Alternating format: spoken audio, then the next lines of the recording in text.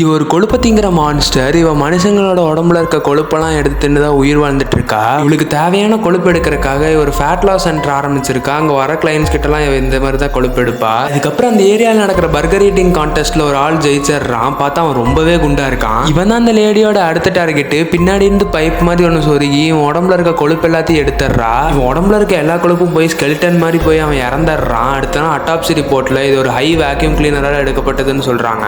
ரெண்டு பேர் இன்வெஸ்டிகேட் பண்றாங்க. பார்த்தா அடுத்த நாள் இன்னொரு லேடி இதே மாதிரி இறந்து போறாங்க. அந்த லேடி இறந்ததுக்கப்புறம் அவங்க ரெண்டு பேரும் அந்த இடத்துக்கு வராங்க. பார்த்தா அந்த லேடியோட ரொம்ப வினோதமான மார்க் இருக்கு. அதை அவங்க ரெண்டு பேரும் நோட்டீஸ் பண்றாங்க. அதுக்கப்புறம் இந்த ரெண்டு பேர் இதே மாதிரி இறந்து போனவங்களை பத்தி இருக்க எல்லா ஆர்டிகல்ஸும் ரிசர்ச் பண்ணி எப்படியோ ஒன்னொன்னா கண்டுபிடிச்சிட்டு இருக்காங்க. பார்த்தா எல்லாத்துக்கிட்டையும் இந்த மாதிரி ஒரு மார்க் இருக்கு. அதுக்கப்புறம் அந்த ஆஃபீஸர்ஸ் ஃபேட் லாஸ் சென்டருக்கு போறாங்க. பார்த்தா அந்த லேடிக்கும் அந்த மார்க் இருக்குது. நீங்க எப்படி இதெல்லாம் பண்றீங்கன்னு சொல்லி எக்ஸ்பிளைன் பண்ண சொல்லும் போது நாங்க எல்லாமே இந்த மாதிரி சப்ளிமெண்ட்ஸ் கொடுத்து தான் பண்றோம்னு சொல்றாங்க அந்த லேடி. இதுக்கப்புறமும் இந்த ஆஃபீஸர்ஸ்க்கு அந்த லேடி மேல சந்தேகமா இருக்கு. உடனே அவங்க ஃபேட் லாஸ் சென்டருக்கு போய் பார்க்குறாங்க. பார்த்தா எல்லாத்துக்குமே அந்த மார்க் இருக்குது. அதுக்கப்புறம் அந்த ஆஃபீஸர்ஸ் ரெண்டு பேரும் நாங்கள் ரெண்டு பேரும் எஃபிஐல இருந்து வரோம், நீங்கள் உண்மையை சொல்லி ஆகணும், இல்லைனா உங்களை ஜெயிலில் போட்டுருவோன்னு சொல்கிறாங்க. லேடிக்கு அவங்க மாட்டிக்கிட்டாங்கன்னு தெரிஞ்சோன்னே அவங்க ஸ்டோர் பண்ணி வச்சிருக்க ஃபேட்டெல்லாம் வெளியே கொட்டுறாங்க. அப்போ கரெக்டாக அந்த போலீஸ்காரங்க வந்து இவங்களை ஷூட் பண்ண ரெடியாக இருக்காங்க.